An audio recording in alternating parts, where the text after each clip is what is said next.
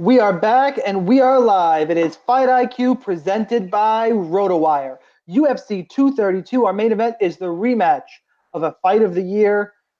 John Bones Jones taking on Alexander Gustafsson 2 for the UFC light heavyweight title, the now vacated light heavyweight title. We're here to break down all the fights from a DraftKings perspective. I am your host, the Daily Fantasy Sniper. Myself and my co-host, the analyst of Fight IQ, Chris Olsen, Joe Sunsu. Guys, I know we are all fired up on our oral Turinabol. We are juiced to the gills watching all this tape, tons of amphetamines, lots of stamina. We've broken down all the film. We're ready to go. Hopefully USADA doesn't come knocking. All jokes aside, I feel like, unfortunately, all of this chaos, that we're not going to revisit it. We just won't do it. This is not the place for it. It has detracted from a really good card. Like the first fight of the pay-per-view is Chad Mendes, Alexander Volkanovski. I'd take that as a co-main a lot of places. So I'm ready to go. Great card top to bottom. Big GPPs on DraftKings. Tons of money to be won.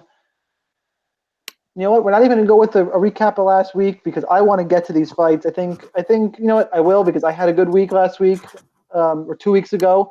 I am sad there was a break. I hope everybody had a good holiday. Let's just break down some fights. You guys ready for this? Let's do it, man. Do it. All right. Montel Jackson, 8,400, taking on Brian Boom Kelleher at 7,800.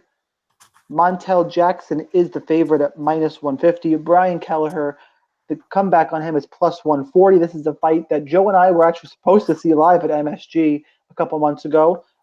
Brian Kelleher weighed in, missed weight, and then pulled out day of the fight while I was on a train to the Garden, withdrawing with food poisoning. This time around, Montel Jackson, he missed his weight. Hopefully the fight isn't canceled again. He weighed in at 137 with a towel today. Overall, my quick breakdown, we've done this one before.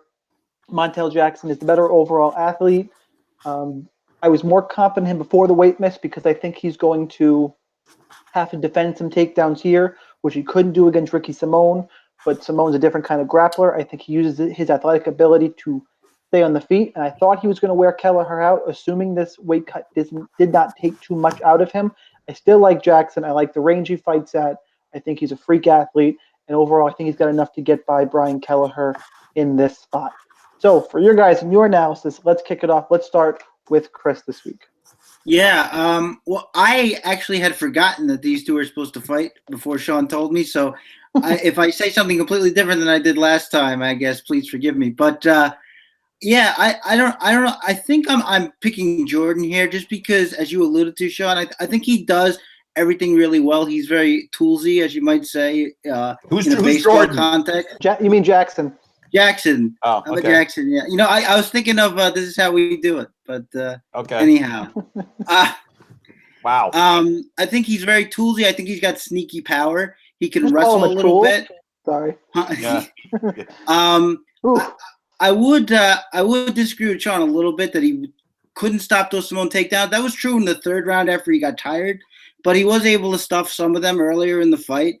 And I think Simone is a kind of wrestler grinder that Kelleher clearly isn't. Although I mean he was looking for those clinch positions with Barao. I just think that you know, that's all Kelleher ever tries to do is fight in close. So I don't think he's going to have trouble getting into the range necessarily. I just think that Montel is going to be, you know, he's a good counter puncher, and I think he's going to be able to use his length and also stifle him a lot with leg kicks that Kelleher had problems with in his last two fights now. So I think this is a toss-up because I think there's a chance that Kelleher could just outwork him. But overall, I'm going to pick Montel for the win. Joe. Well, interestingly enough, I find myself more vested in Jackson for this slate than I did for 230 or 231. For the last slate, I think I picked Kelleher and I was more heavily vested in Kelleher, and I'm not really sure why, other than the fact that I've had a lot more time to think about it. And, you know, Jackson is a freak of nature. I mean, you know, the physical attributes that he has, the reach, the hands the size of Francis Ngannou, I'm willing to, write off his last performance as maybe a bit of octagon jitters. First time. He did burn a lot of us. Anybody who's an odds value player got totally burned by Jackson when he last fought because he was the odds value on the card. So disappointed a lot of people. I'm willing to give him another try here. I mean, I do advise having some exposure to Kelleher simply because, look, he's fought much better competition. He took Lineker into deep waters. I should say Lineker took him into deep water. He can snatch a neck. So I just think these fighters are likely going in different directions. Kelleher's goal was to make it into the UFC, which he's done. He's had fights. I think Jackson has the higher ceiling. I'm going to pick Jackson. Yeah, I'm a little opposite in this one, just to kind of put a bow on it, is that card set up really well for Jackson. He fit in a lot of lineups. I was pretty confident in the spot as compared to what was around him. What's interesting here is that for GPPs, I find myself going other directions. And this whole missing weight thing, while it's not a big let off for me, it's more just who's around him. I think there's some more higher ceiling guys in that area. All right, let's move on. Let's move on to the next fight. But first, I got a little ahead of myself. I got really excited to get into the fights. I didn't do the promos. So if you guys will allow me just a pinch of salt into this episode, I'm going to, it's a long episode. It's just a small part of it. I will say that make sure you check out rotowire.com/free 10-day free trial to all of their usually premium content, optimizers, articles, NBA, NFL, season-long daily. Check all that stuff out. Make sure you subscribe on YouTube to this channel if you're watching it live. We do these live Fridays, 8 o'clock. Come join us. It's always fun and chat. Make sure you like the video, subscribe. Appreciate that. Also go and you can subscribe to the iTunes feed for RotoWire MMA and follow all of us on Twitter. I'm at the DFS Sniper with 1S. Chris is at Real Chris Olsen. Joe is at Sun Tzu. Enough of that. Let's get to one of my favorite GPP fights on the card. And actually one of my favorite underdog spots, period. Curtis Millender, 8,800, taking on Siyar Bahadurzada at 7,400. Millender's the favorite at -140. Bahadurzada's the dog at +130. But this line has continued to fall. Millender opened up as a -215 favorite. I will say I have been burned by Bahadurzada quite a bit in the past. But I'm not huge on Millender. I don't like his tall man defense. Bahadurzada has power. I also think that Siyar has a grappling advantage here. So at 7,400, also getting a little bit of odds value. I like to play on Bahadurzada, especially in GPPs. So he's my pick for this one. One of quite a few underdogs I'm picking on this card, but give me Bahadurzada. Joe? So I have just the opposite. I have been riding the CR money train since he came back off of his layoff as a big underdog to Brandon Thatch, who is now supersizing orders at your local McDonald's. So I have been on him every fight. I saw him fight in Atlantic City, his last fight, I believe, in April. I like him here. I mean, I'm not as confident as I might have been in his last three fights. He took apart the Australian. He beat Thatch, and then his last fight. But I do like him a bit. I think his salary at 7.4K, he's worth targeting. His hand speed is superior. He's good at takedowns, but bad at control. So it wouldn't surprise me if Millender could get back up. But if Siyar takes him down again, that's DraftKings goal, baby. So looking for dogs under 8K, I like Siyar quite a bit. Chris? Yeah, I can certainly understand, the desire to go with him here. I mean, basically, he just shows up once a year to finish somebody and then go back into the abyss. But by the way, wait 1 second, Chris. He trained at Jackson Wink for this fight. Just throwing that out there. And before you use the once a year thing, I'm gonna get ahead of the game here. He fought in April. And before that, it was because he kept fighting injuries. He took an extended period of time off, got healthy, and now he's back. And I love that he's training at Jackson Wink and not training in Europe. But continue. All right. Well, joke police aside, I think that one of the reasons that I kind of like Millender here is I think he's way more athletic, and I think he can use his reach. He can wrestle a little bit as well. I love the step in knees he uses as takedown defense, but also to start a combination. He got Max Griffin with it a couple different times. I just think he's got more tools on the feet. I think Bahadurzada is a plotter, and look, I know he's good on the ground, but I mean, look, Luan Chagas out scrambled him and took his back. So, am I counting on him there? I don't know. I will say that Millender, couldn't really get off his back when Max Griffin took him down. So that is a cause of concern of mine. But I see this playing out mostly on the feet, honestly, and I think Millender has a big enough advantage there where I think I can pick him pretty comfortably. The finish is always a concern for Bahadurzada. So he's never been knocked out. Who, Bahadurzada's never been knocked out? Never. Well, there's a first time for everything. Okay. But so I wouldn't fade Bahadurzada completely, of course, but my pick for the fight's going to be Millender. All right, moving out. Uriah Hall, 8,300, taking on Bevon Lewis at 7,900. Uriah Hall is now the underdog. So we have odds value here in Bevon Lewis at minus 120.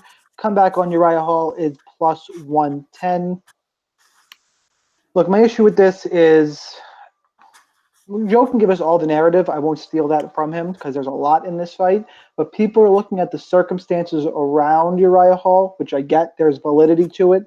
Underperformer, weight cut issues. We'll let Joe go into that.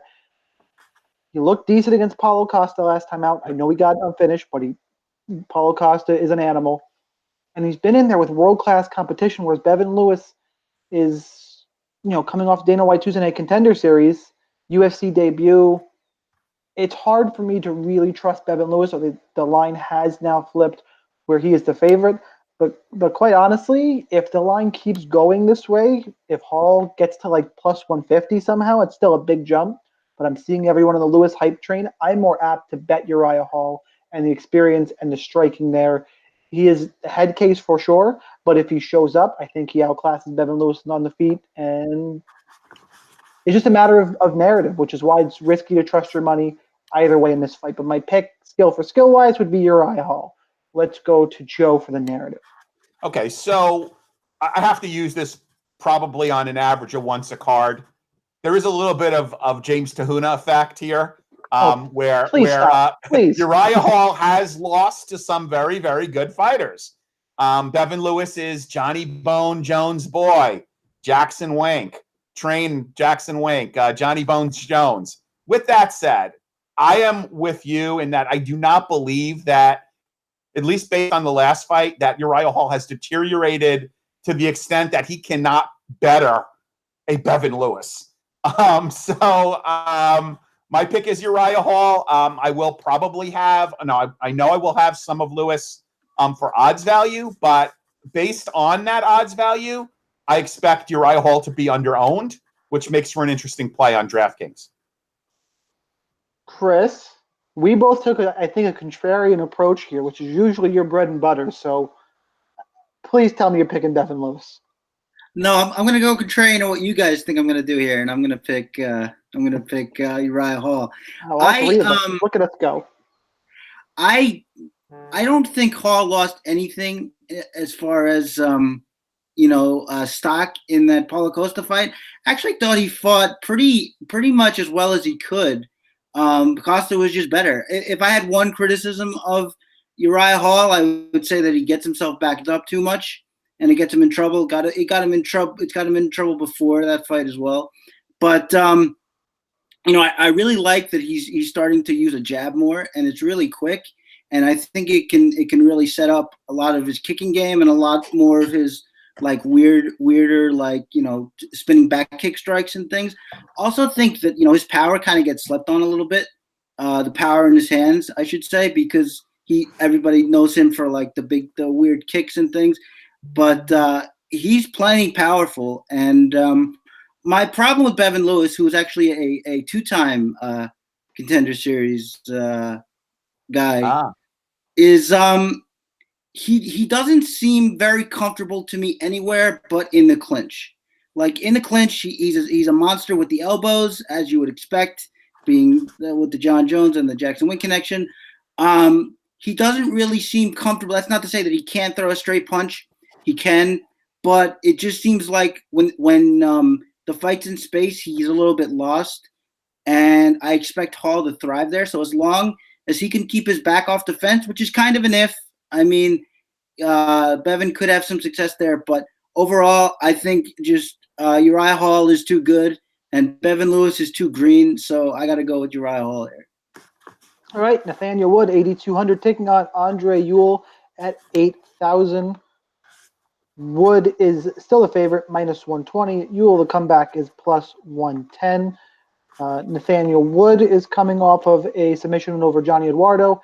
Takes a lot of damage for my liking, but that was an impressive win. Johnny Eduardo, veteran, been around a long time.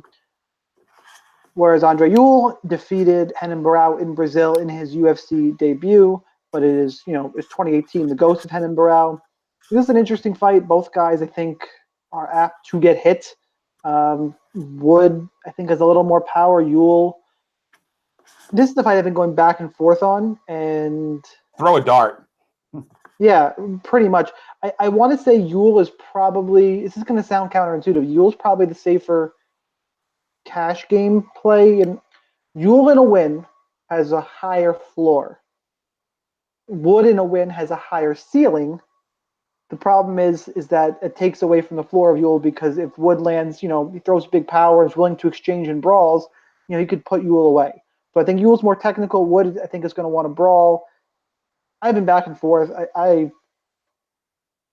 picked Andrei Ewell somewhere publicly earlier in the week, and now, or even just earlier today, and I watched some more tape at lunch, and now I want to pick Wood. So tournaments, Wood, cash games, Ewell. But this is a fight that's really all I can say about it. It's a weird fight with who they fought and where they're at in their careers as prospects.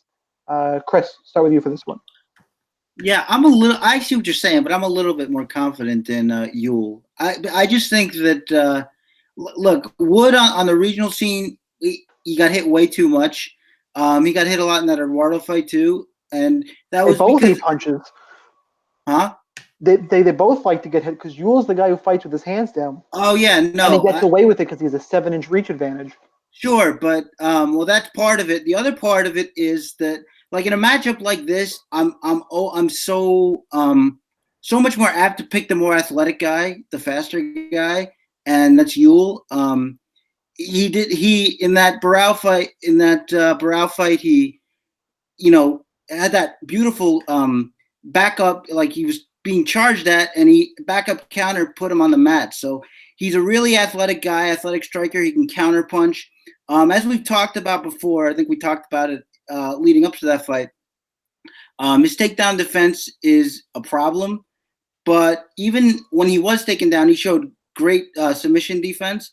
And I don't think Wood is going to go for takedowns. I mean, we saw him snatch up a pretty quick submission when he had Eduardo on the mat, but I don't think he's going to look for takedowns specifically. And I just think that Ewell is as athletic enough and powerful enough, and Wood gets hit too much. So I have to pick Ewell here. Joe? Who do you have, Shaun? I right now, I said Ewell. I think I took Ewell. But I'm going to have more Wood and GPPs for the ceiling. Okay. Well, I just wanted to see if you would say I have Wood, and then I was going to ask you if you needed to be excused. Okay, so I am, first of all, walk into it. No one mentioned that this is a short notice fight for Ewell. So the original opponent was Duquesnoy, who got injured, who was originally going to fight Wood. Duquesnoy, I'm sure I'm mispronouncing his name, has underachieved. Duquesnoy, sorry. And I studied French for 5 years. I should know that. Duquesnoy has underachieved in the UFC. He was supposed to be the next big thing in the UFC, and he's kind of underachieved. So this would have been an interesting fight. I'm gonna have to go with with the short notice guy here. I do think that his fight was a little bit more impressive than Wood's fight with all the damage he took. I mean, if Eduardo should have been able to put him away and just couldn't, gassed out. So I'm going to take Ewell here, although I highly suggest that you target both sides of this fight. They're close enough in salary that you can target both sides. So I would certainly suggest that, but I am going to pick Ewell. All right, moving on. We have, oh, good, it's this time.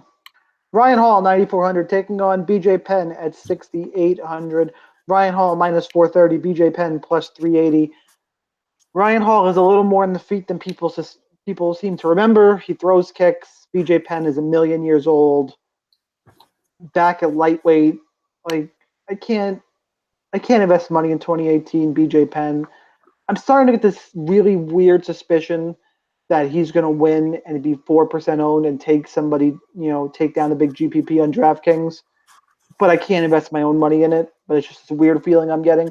Ryan Hall should win this. Yeah, he's a pick. I'm not even going to overcomplicate it. Joe? So guys at 40 that don't need the money and are still fighting worry me a little bit. BJ Penn is probably conservatively worth $30 million. Not that he made that money in fighting.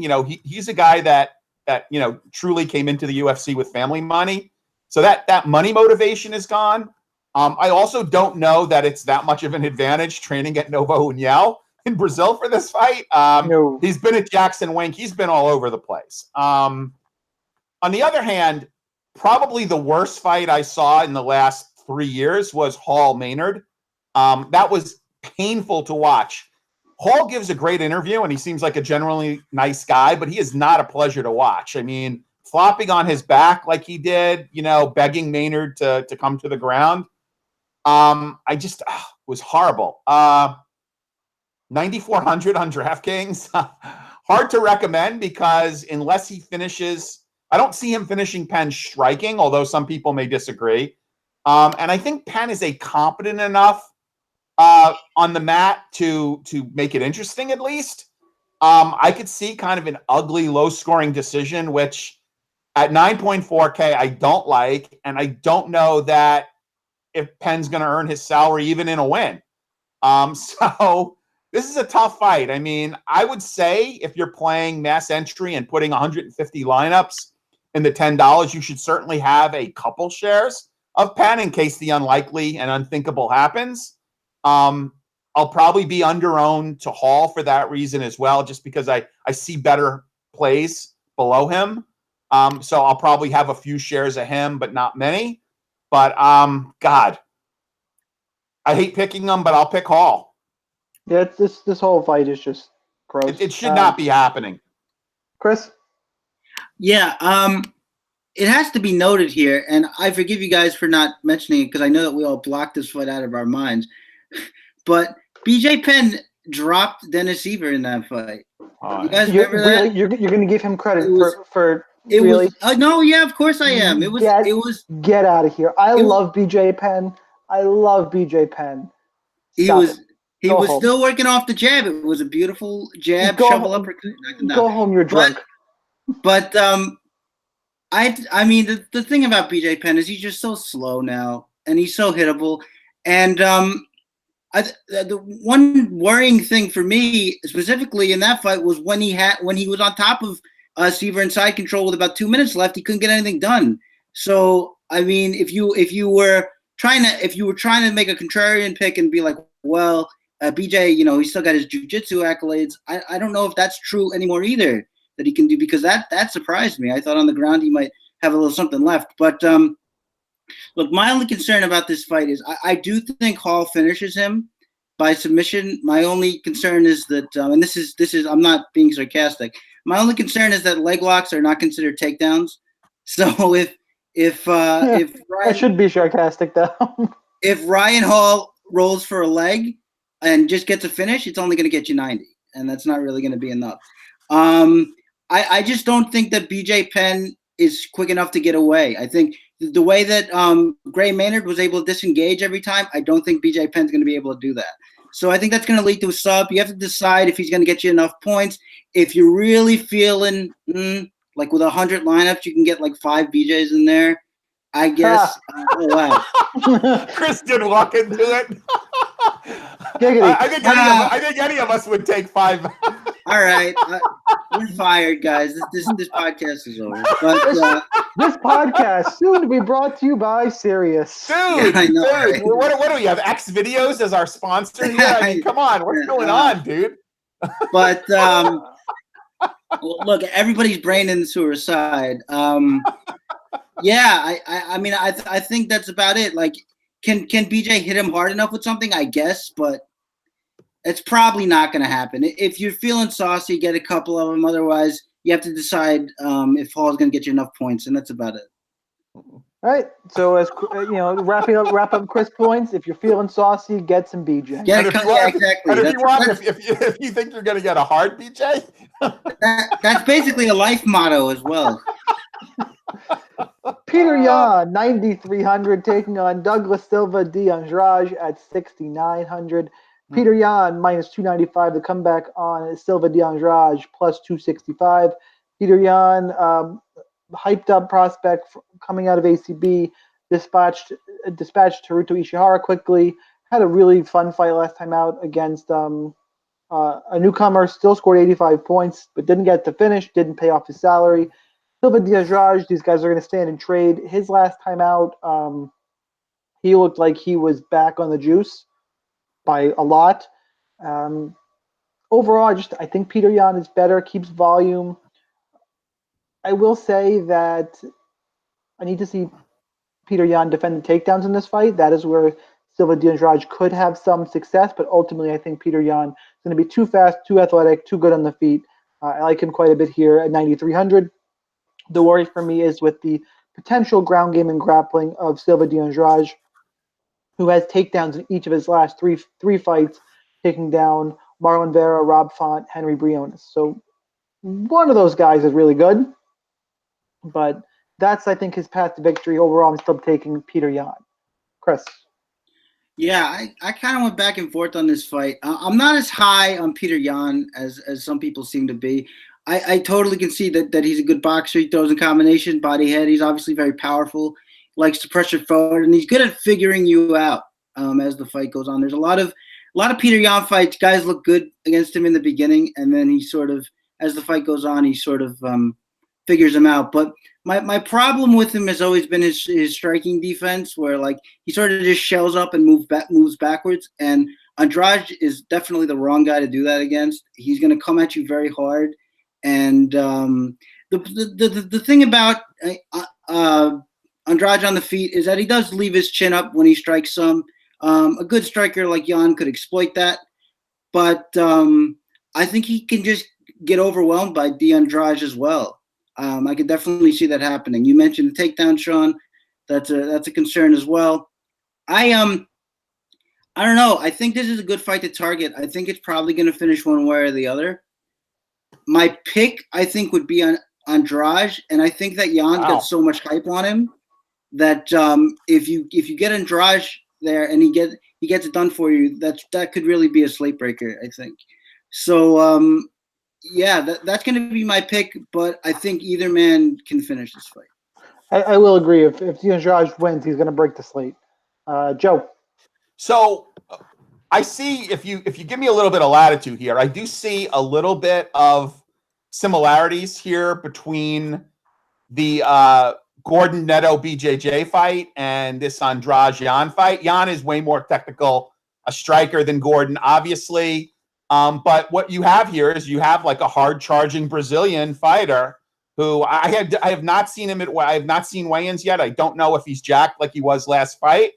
But, you have a guy who is jacked, potentially on the juice, who is going to be pressuring Petr Yan. So I do like Yan. I think this is a good test for him.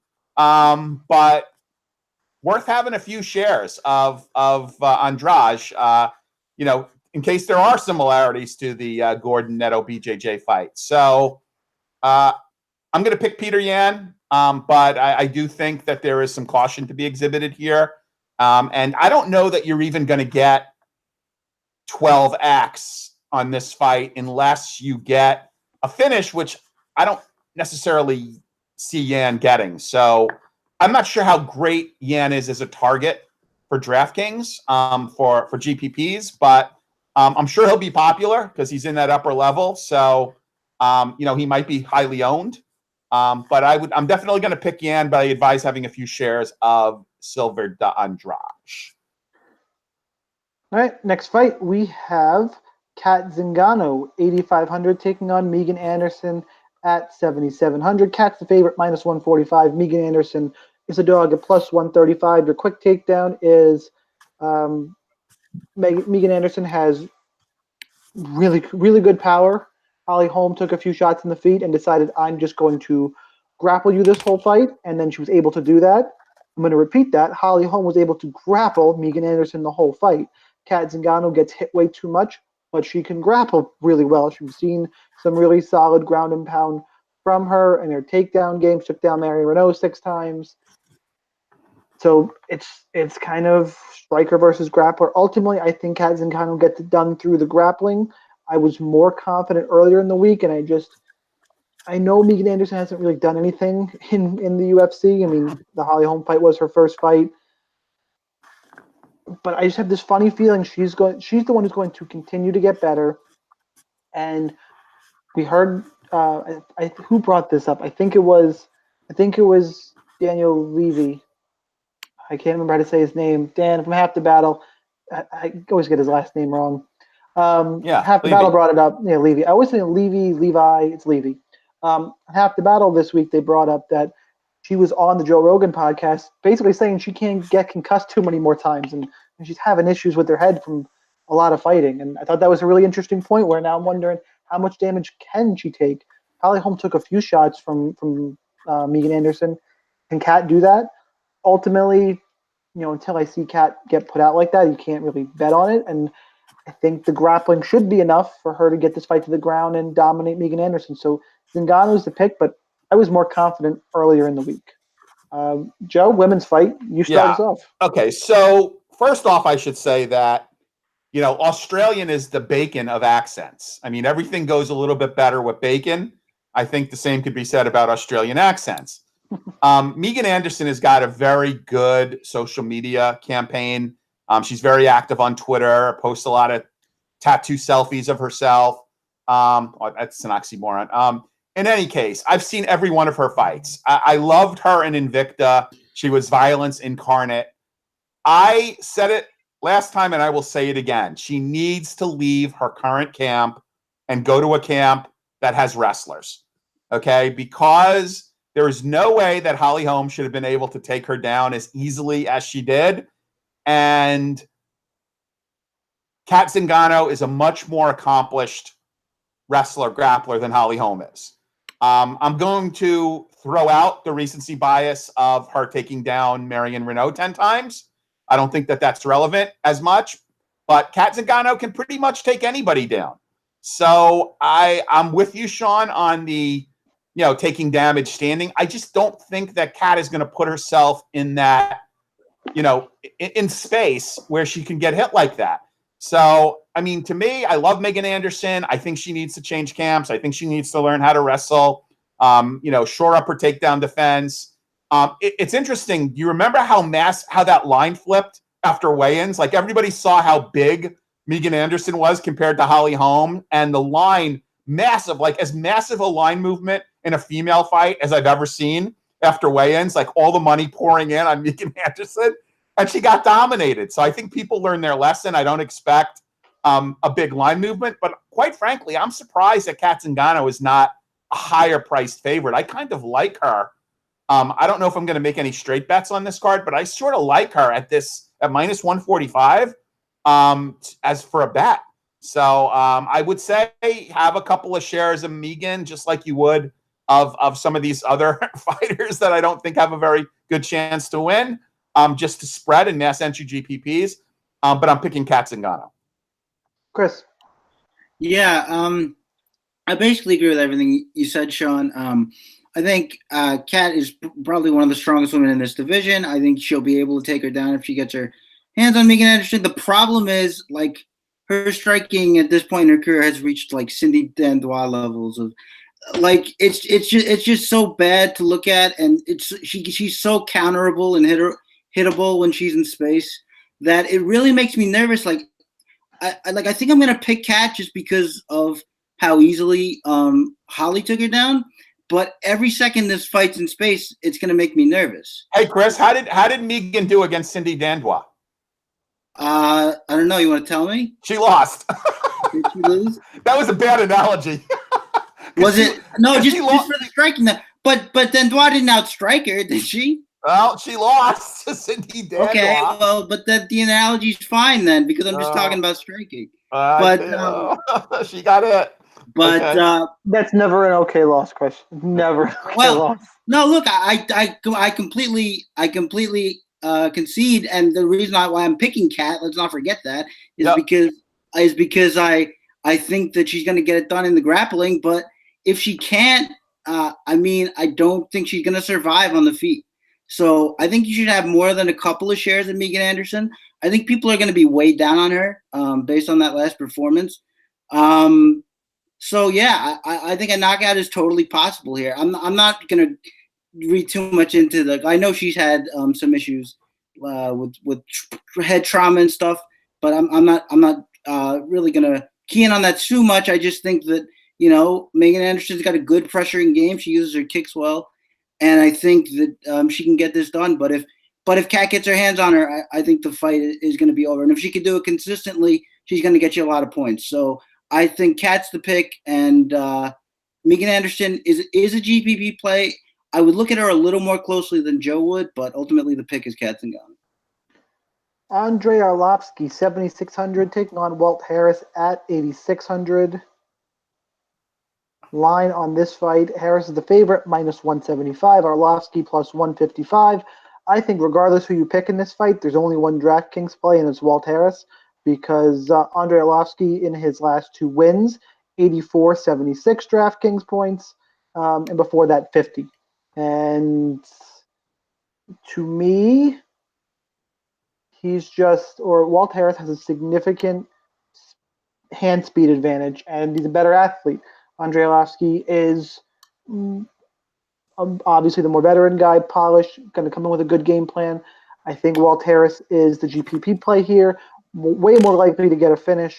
I liked how he looked against Godbeer, even though he got DQ'd. Spitz, he stepped in against Verdum, and he lost that fight, and he probably should have won the Abdurakimov fight. I thought he won rounds 2 and 3 when I rewatched that. So he should be in a nice little run here without, a DQ loss to Godbeer, where he was going to win that fight. And the loss to Verdum. And the loss to Verdum, which, you're going to hold that against him? No.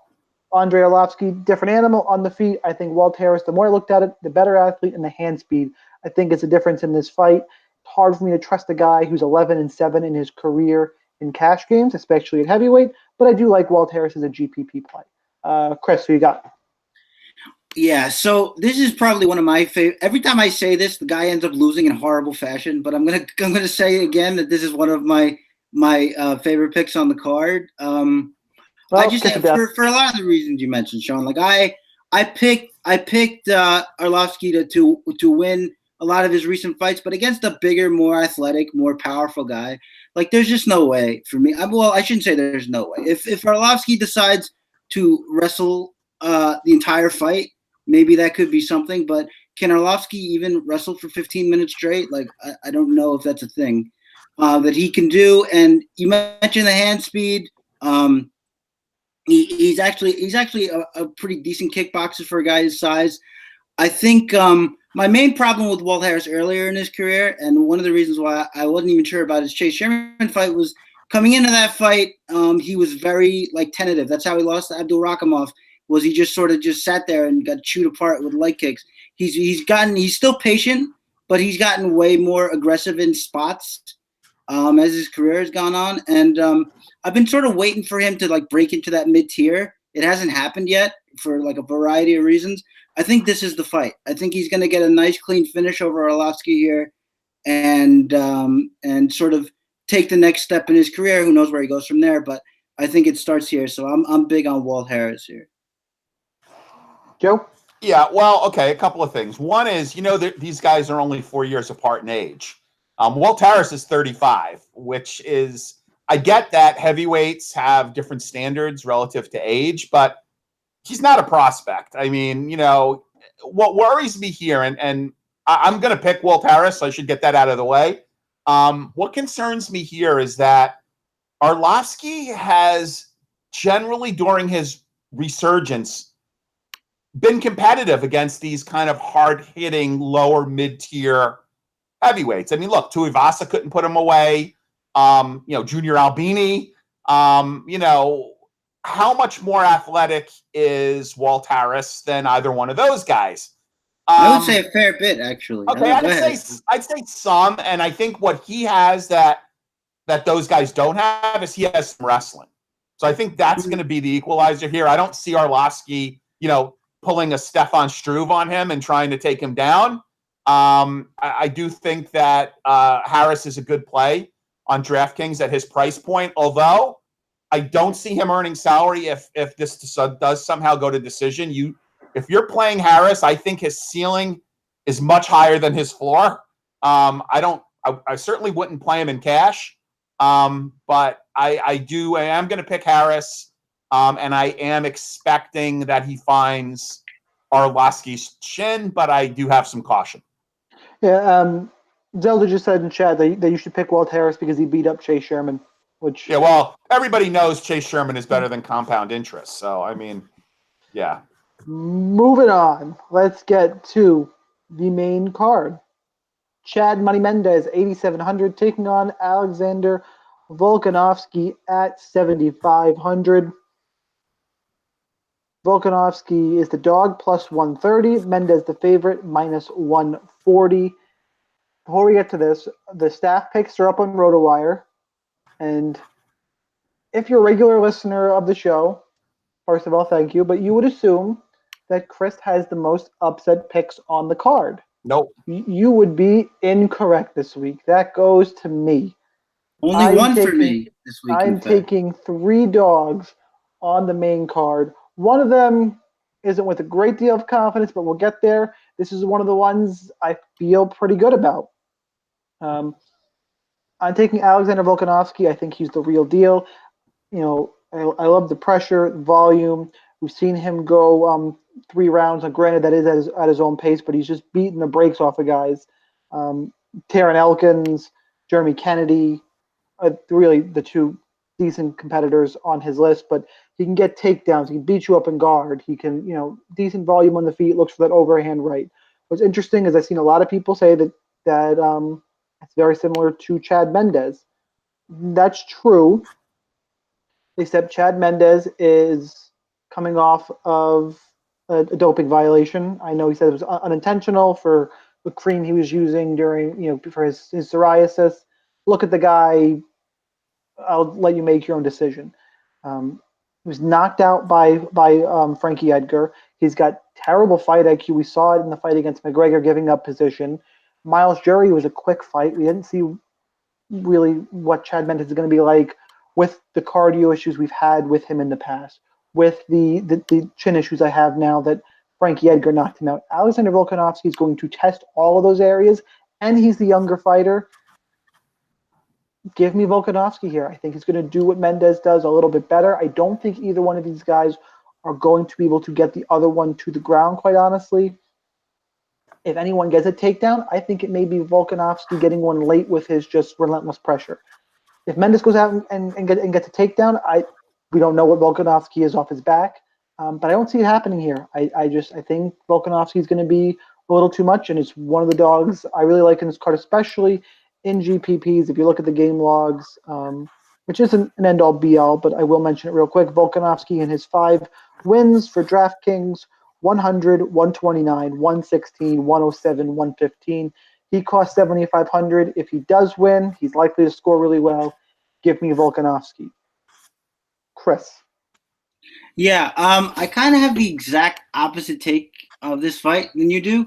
When you said that Volkanovski does what Chad Mendes does, only a little better. I think you got to reverse that around. I think Mendes does what Volkanovski does, only better. And I also think, which is one thing he didn't mention, that Mendes is going to be so much faster. He's just going to be so much quicker. Volkanovski is a plotter. He's hittable. We saw that in his last fight where he actually was getting. I wouldn't say he was getting tagged up, but he was getting hit a little bit by Darren Elkins. And look, one thing I actually expect Volkanovski to come out and pressure, but we saw in the Conor McGregor fight, Chad Mendes is good at hitting those reactive takedowns, and he's very good at against Conor McGregor. I'm gonna poke holes in this now. But he's good at timing a shot, and by the way, I mean, I don't know that Conor McGregor's like his takedown defense. I think that's always been a part of him. That's always been a little bit. Like, you could take down Conor McGregor. Well, I would like to try, but I don't even know what that meant. But anyway, it means his takedown defense is horrendous. You could for me when I said that, I would like. No. But anyway, we're in a weird digression here. I can bring up BJ Penn again. Yeah, that's right. But yeah, I just think that the speed here for Mendes is going to make all the difference. He got plenty of power. We know that. I mean, getting knocked out by Frankie Edgar, am I going to hold that against somebody? Yes. Really not. Yeah. Why? What do you mean? But Edgar's a wrestler. He doesn't have big one-shot power. He doesn't. But he's a boxer too. He can throw his hands. Why can't he throw his hands? Mendes out. Guys, people get caught. And by the way, if what you go about back the fight to that, IQ and the cardio issues? I don't know that he has cardio issues. The McGregor fight was short notice. Who says he even had? I don't know that he has Did you cardio. see him against Aldo? Yeah. You thought he had bad cardio issues in the Aldo fight? If I remember right. Unless I'm really losing my mind. I mean, he was tired, but I don't think he was like gassed out of his mind. I just don't, and I just don't. Look, I have to go by skills here, and you brought up the points, and that point's well taken. That Volkanovski's always scored well, but this is the way best opponent he's ever fought in his life. So I mean, I don't think that means all that much in this context, and I just think speed kills in a matchup like this where you have two guys who like to do the same kind of things, and I think Mendes is the better wrestler. So, but and last thing about in chat, but you're assuming that's all Mendes' resume with him on steroids. But we're getting a clean Chad Mendes. No, that's. No, I get it, but this is the whole argument, like, that we can get into, like, well, how much did the steroids really help, and how much could you really find out? I mean, there's no way to know, really, right? So, I mean, unless you think he's just going to be a shell of himself, which I really don't have any reason to believe, I'm going to go Mendes here, and pretty comfortably. Can Volkanovski catch him and knock him out? Yes, especially if his chin is turned to glass, as you think it might have. I don't think so, but if you do, then I can see a reason for picking Volkanovski. Otherwise, I think Mendes gets this done pretty comfortably. This is why I like the show. Pretty heated debate on both sides. I think both get where the other one is. Joe. Look, I'm in the middle. I'm in the middle of the road here. I mean, boo. Seriously, Mendes, yeah, I know. On paper, Mendes should win this. I mean, my big concern is inactivity. I'm not putting a lot of stock in Miles Jury beating Miles Jury. I never thought Miles Jury was that great of a fighter. In the same period of time that Mendes fought once, Volkanovski has fought 8 times. No, I get that Mendes is at a good camp, alpha male. Like I said, unfortunately, you don't fight on paper. I believe in the staff picks, just to be a little different. I picked Volkanovski. I'm not super confident in the pick. I mean, if Chad Mendes, his competition has been so much superior. If it is the Chaz Mendes of old, and again, I can't put any stock into what he did to Miles Jury. I mean, people were ready to like put him in the top 5 based off a win against Miles Jury. I don't see that. I'm gonna stay with my pick of Volkanovski, but it is not a highly confident pick, and I will definitely have shares of Mendes. Right, let's move on. Ilir Latifi, 8,900, taking on Corey Anderson at 7,300. Latifi minus 135, comeback on Anderson plus 125. Some interesting odds value here, as well as the line has closed. This is my second dog I am taking. Give me Corey Anderson to get takedowns. I know Ilir Latifi has never been taken down. He's not faced a wrestler like Corey Anderson. I think Anderson gets it done. I know it'll be interesting to see how he approaches the takedown because Latifi is that short and really wide guy at 205. Ultimately, I think the wrestling, though, is going to be the decider here. What's worrisome is the chin of Corey Anderson. We've seen him laid out plenty, so it is not out of the realm of possibility Latifi knocks him out. But skill-wise, I think Anderson's wrestling gets it done here. I love the game plan. It's a style that wins fights. And I don't think Ilir Latifi is any kind of world beater, despite the physique. So give me Corey Anderson, though it is absolutely a viable outcome that Latifi knocks him out cold with the first punch. Joe. I still want to pick Corey Anderson. I mean, he's had a bit of a resurgence after getting his chin tested by Manawa's fist and OSP's foot. My issue here is that I don't see Latifi as a great matchup for Anderson to get his wrestling going. At 5'8" and stocky, I just don't see how. Plus, Anderson's not the best control guy anyway. I don't see. There's a reason why Latifi has never been taken down. Let me start with that. If the fight goes late, can a fatigued Latifi be taken down by Anderson? Absolutely. I could certainly see that happening. On the other side, Latifi is such a low output striker that if he doesn't get a knockout, he's not going to earn his salary, right? He's not going to earn his salary from striking, and I don't think he's going to get grappling points on Corey Anderson. So this is a really tricky fight. I think Latifi is probably a better pick to bet on, but I don't think he's a better value on DraftKings. I mean, at what, 7.2K? Is that what he is? 7.2, 7.3? 7.3. There's obviously some value there, and there's been odds value for a while on Corey Anderson. I mean, he's stacked up higher than a lot of higher 7K fighters. So I'm going to have shares of him because of the odds value. I'm very nervous about it. I'd say take a few shares of Latifi with the knowledge that his floor is not very high in a win, that you're probably not going to get the 12x that you need for a GPP unless he gets a finish because of his low output striking. I am going to stay with my pick of Latifi, but I will likely have more shares of Anderson on DraftKings. Chris? Yeah, I think we agree on one thing about this Corey Anderson in general, Shaun, and maybe we all agree on this, I don't know, but I think we're the last of the truthers who actually think Corey Anderson has it in him to be, a better fighter than he's shown in the past. I actually like quite a bit about him. I think his striking is coming along. I think he's throwing in combination more. I think he's getting more creative with his striking, especially like looking for knees to defend takedowns and stuff like that. But my problem is, and you mentioned it, and you both mentioned it, is that Latifi's never been taken down. And I mean, he only shot once, but I mean, he did fight Ryan Bader. So I mean, there's a lot of, and I mean, even just his body type is just the short fire hydrant type guy is just not the type of guy who's really easy to take down. But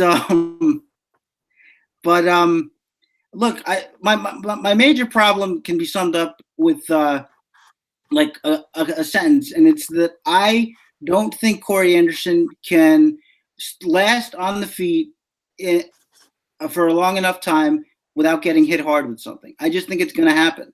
I think it can end up looking a lot like the OSP fight where he's doing well, and then he gets that one window and he just gets cracked with something, and it just changes the course of the fight. That's kind of how I see it going. And especially if you have a lot of Anderson, you're going to know how this fight's going to go, maybe. in the first minute or so, because if Anderson can't get his takedown games going, he's in a lot of trouble, because as much as he has improved as a striker, everything still flows through the takedown game. So if he can't get his takedowns, he's just in a lot of trouble. I can't trust that he's going to get takedowns. And if he doesn't, he's just going to get hit hard with something. It's almost a certainty. So I'm going with Latifi here. I think he's going to finish him late. If he doesn't, if Anderson survives and wins, he's probably going to get a lot of points, because that means takedowns have happened. So have a couple of Anderson if that's what you think. But I just can't trust it against a guy like Latifi. Right. Michael Chiesa, 9,000, taking on Carlos Condit at 7,200. Chiesa's the favorite at -145. Condit the dog at +135. Chiesa moving up to welterweight. A sick jitsu guy. So me and Joe, I know, are not fans of those guys who refuse to check leg kicks. Think if you fall to a body kick, you're weak. It's just silliness. Condit. I've seen people high on Condit. I've seen people high on Chiesa. Ultimately, this fight's going to end up on the ground. Chiesa's going to look for a rear naked choke. And Condit is slippery on the ground, I think. On the feet, I don't think – God, this is just odd on the feet.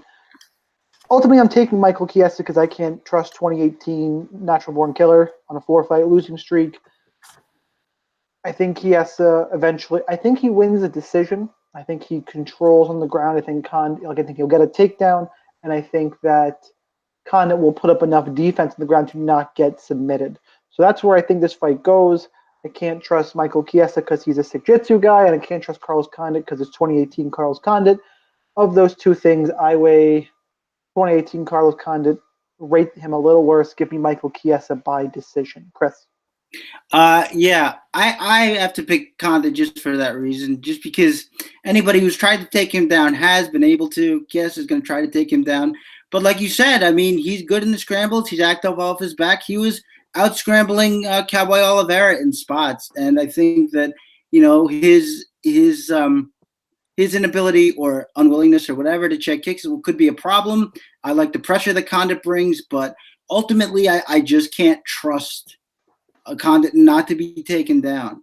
Once it gets to the ground, it'll be interesting. I wouldn't belie anybody who has some shares of Condit, just because I do think Chiesa's open on the feet. He still lunges into his strikes.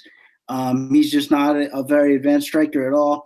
But I think the dynamic is pretty simple. I think Chiesa ultimately ends up getting takedowns and probably subs him out. So I got to go Chiesa. Joe? Yeah, I mean, I so want to pick Condit here because I think he does have a stand-up advantage with Chiesa. It's just I can't get past his horrible takedown defense. And if he leaves anything out there that gives Chiesa the smallest opportunity to get him down, and unless Chiesa's foolish, he'll take it. So, I mean, I'm going to have some shares of Condit. I mean, motivation is another issue too. I know Condit is talked several times about retirement. I generally don't like to play fighters who are on the cusp of retiring. I'll have a few shares of him. I don't necessarily love this fight to target because if Chiesa does not get a finish, I don't know that he's going to earn salary. Unless you like Condit to get the upset, which at his price point, he wouldn't be a bad investment. So I don't think I'm going to have a ton of exposure to this fight. I know some people are banking on a Chiesa win by sub, which case you should have shares, maybe even off-market shares. But I'm going to pick Chiesa, but it's not. I'm going to pick Chiesa. I just don't know how great a play he is on DK. All right, I'm getting into a fight with somebody in chat who said that Chiesa's never tested positive. Get out of here and go. I'm going to tag the article. Who never tested positive? He did test positive for a growth hormone. I have Who? Chiesa? Not Chiesa. Sorry, Mendes. We're back a fight. Yeah, Mendes had a 2-year USADA suspension. Jesus, for growth hormone. That's not a PED. For his face cream. It's probably the same guy with a new thing. It's for his psoriasis. Oh. Anyway, was what he claims. Anywho, let's move on to the co-main event. Cris Cyborg, 9,200, taking on Amanda Nunes at 7,000. was all fired up. I wasn't prepping. Cyborg minus 240 taking on Nunes, who is plus 220. Joe is going to tell you that Cris Cyborg is the lock of all locks on this card. I'm picking Amanda Nunes. I think Nunes is better on the ground, black belt versus brown belt. I think she's better on the ground. On the feet, obviously Cyborg is so much bigger and hits hard, really good stand-up, Muay Thai fighter. Like she's solid. Amanda Nunes, no slouch herself. I wish she had a little bit more of an array of striking. She throws the 1-2 out a bunch. Ultimately, though, Cris Cyborg has made a career out of beating up cans. Now, that is of no fault of her own. Nobody wants to fight her, and there just aren't a lot of women that size.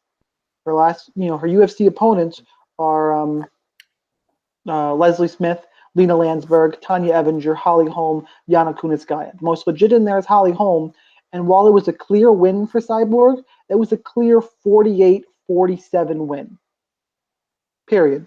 Like, Holly Holm won the first 2 rounds, and I think if she had enough gas for the 3rd round, the counter-striking style would have got her there. It didn't. Cyborg won a clear 48-47. Now, Amanda Nunes, I think, is better on the ground. If she can get it there on the feet, I think she has the best fighter that Cyborg is going to face in terms of pressure. Who can move forward is who's going to win this fight. I do think Amanda Nunes is going to move forward, clinch up, and get a takedown. I am picking her to win.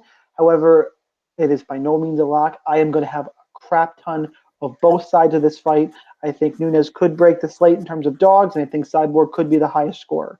So there's your breakdown for DraftKings. Love the fight. Could stack it up. Nunes is my pick, but it's not by any kind of huge margin. Someone just yelled Gina Carano in chat.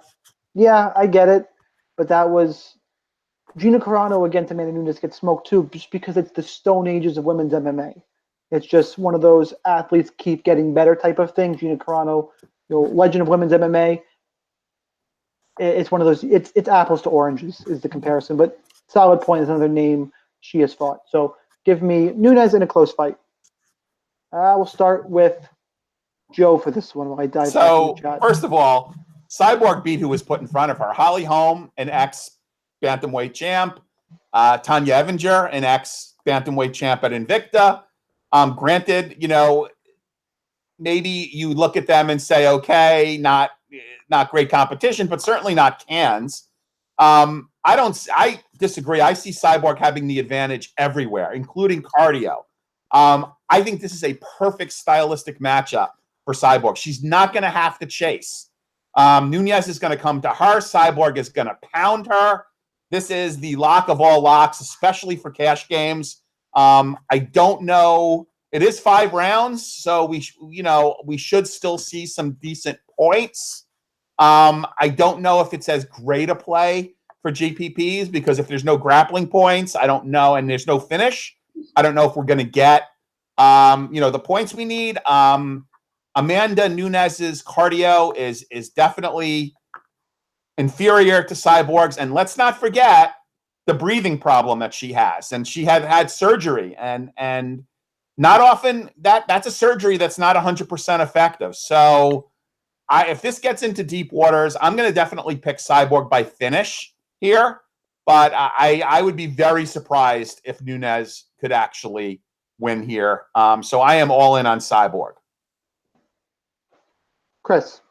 Yeah, I'm surprised that you're surprised. I look, your point is taken, Shaun. I just Holly Holm is probably the best fighter she's ever fought. Not sans the Gina Carano example. I guess we could debate that if you want, but other than that, in the UFC, like, who is it? Like Leslie Smith. And the other thing is, what has Cyborg shown you that? Like when Joe, when you say she's better on the ground, how do you know that? When have we seen Cris Cyborg work on the ground? You've never seen it. She's always finishing in 1 round, or the Holly fight went more than 1, but there was no groundwork there. And for all the stuff about like, oh look, she's training with Clarissa Shields, it doesn't seem like her boxing is all that great to me. She throws a jab kinda. But she tends to just stalk forward and throw big power shots, which is not bad. But Nunes is very different than anyone she's ever fought. She's someone who's going to pressure her and come forward on her, which is going to be new. The second thing is she's probably the only fighter that Cyborg has ever fought where Nunes she's going to have to respect the power coming back.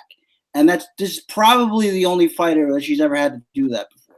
Cyborg is going to be 170 pounds going into the ring.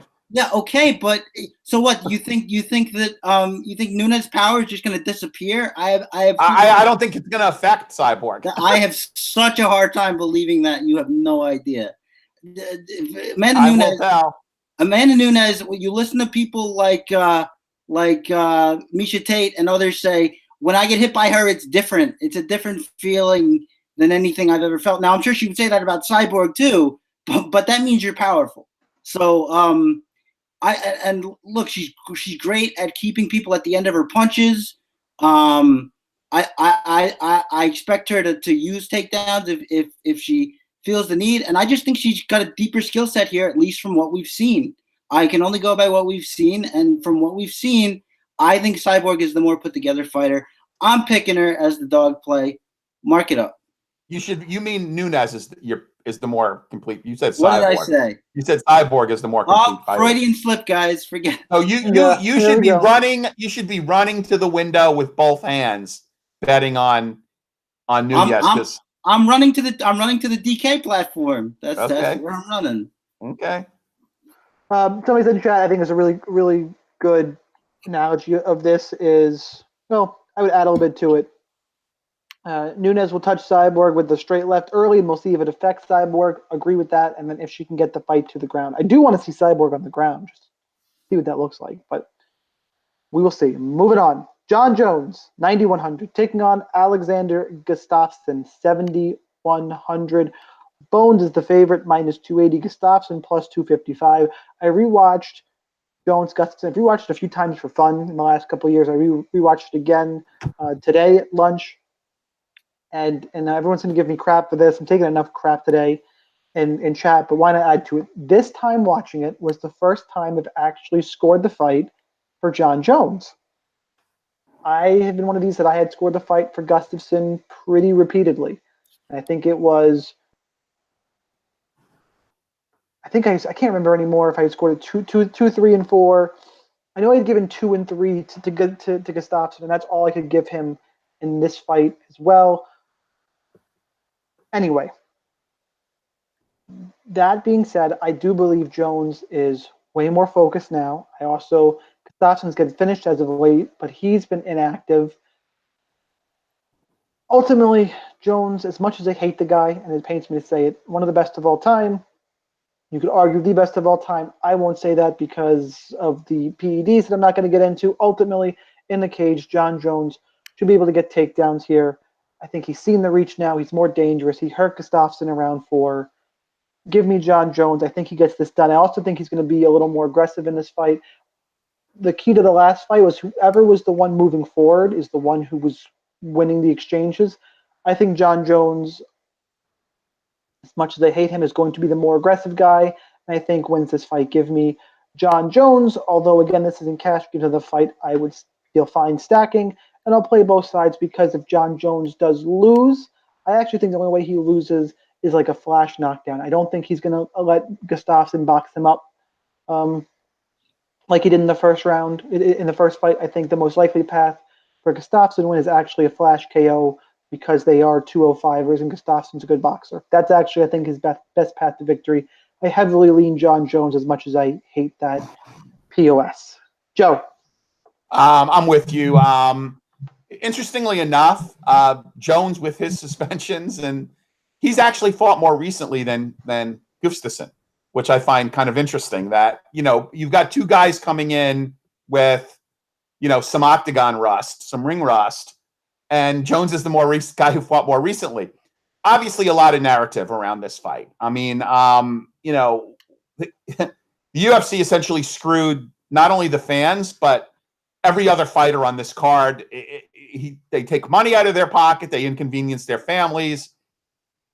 I want to believe that Jones is going to take this as a sign that we're not going to see the same guy that just looked dull against OSP, that he's actually going to, again, Jones is not a power puncher.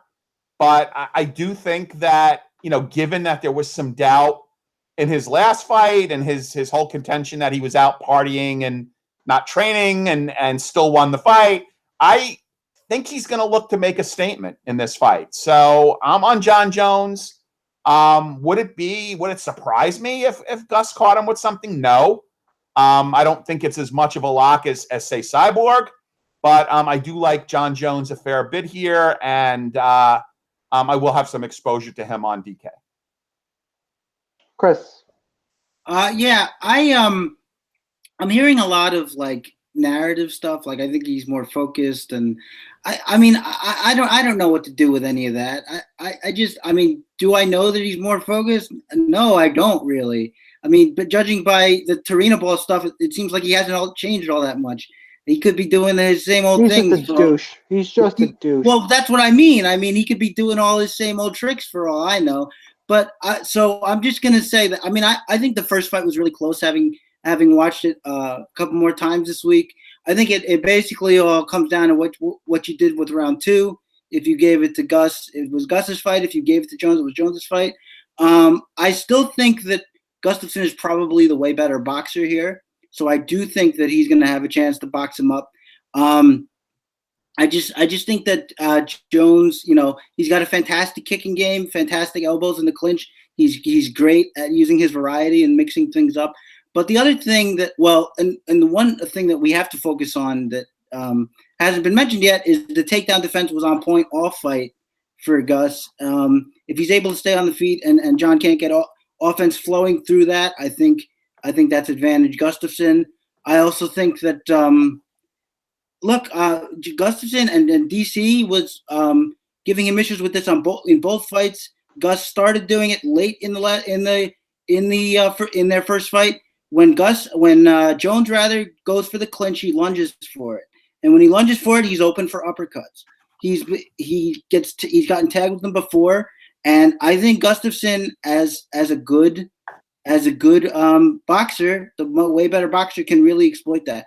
The reason that I'm ultimately picking Jones is because I can't trust Gustafsson with those head kicks. He got hit with head kicks over and over again in that first fight. He couldn't see him coming. Jones would do the little oblique kick, and Gustafsson would never know if it was that or a head kick. So I just can't trust it. I can't trust him not to land something big here. I think that Gustafsson can win this fight, certainly, but I think ultimately Jones, just the head kicks he can't see coming, all the different variety. I'm gonna give it to Jones by a hair, but I think it's gonna be a really interesting and amazing fight. I will say this to wrap up. As much as I'm gonna have money on Jon Jones this weekend, he is actions of the last year and even the press conference. He is one of the worst people in a sport full of disgusting people. But let's wrap this up on a happy note. Hot takes. And I have what I think is one of the hotter takes. It's a hot take, but I just found a fun way to phrase it. To see if you guys can follow this with me.